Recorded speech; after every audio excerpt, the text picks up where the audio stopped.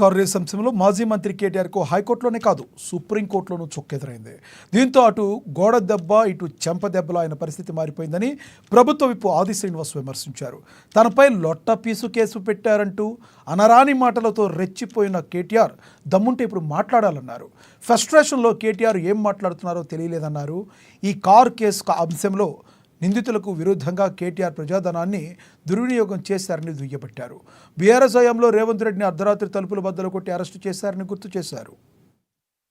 Formula ఈ car రేసులో supreme కోర్టులో కూడా కేటీఆర్ గారికి చుక్కెదురైంది. అటు గోడ దెబ్బ ఇటు చెప్ప దెబ్బ. లొట్ట పీసు కేసు పెట్టి నా మీద లాయర్లు చూసుకుంటారు, మంచి మంచి లాయర్ల నుంచి పని.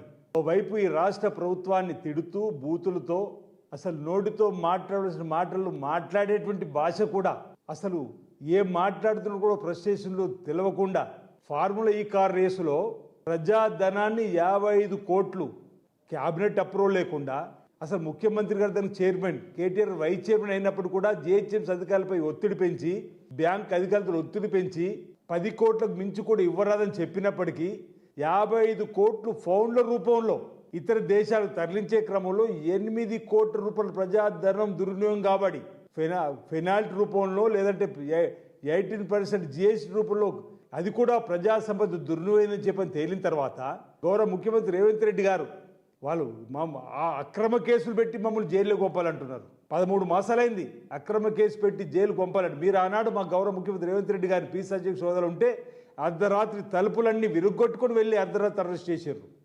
ఈరోజు ఈ ప్రజాపాలన ప్రజలందరూ కూడా చూస్తూ ఈ ప్రజా పరిపాలన అందించిన రేవంత్ రెడ్డి గారికి ప్రభుత్వాన్ని దేవలిస్తున్న తరుణంలో మిమ్మల్ని అరెస్ట్ చేయాలనుకుంటే ఆ విధంగా మాకు చేయొచ్చు, కానీ ప్రజాస్వామ్యంలో చట్టం తన పని తను చేసుకోపోవాలని చెప్పని గవర్నర్ గారు అనుమతి కోసం లేఖ రాసి గవర్నర్ గారు అనుమతి వచ్చినాక ఏసీబీ మీ మీద ఎఫ్ఐఆర్ పెడితే ఆ తర్వాత ఈడీ కూడా అంటే మీ మీద కేసు పెడితే లొట్ట పీసు కేసు అంటూ ఇదో లొట్ట పీసు కేసు అని చెప్పని మా ముఖ్యమంత్రి గారిని ప్రజాస్వామ్య వాదులందరూ ఖండించే విధంగా బూతులు తిట్టిన సందర్భంలో మీ అందరూ కూడా తప్పటి సందర్భం.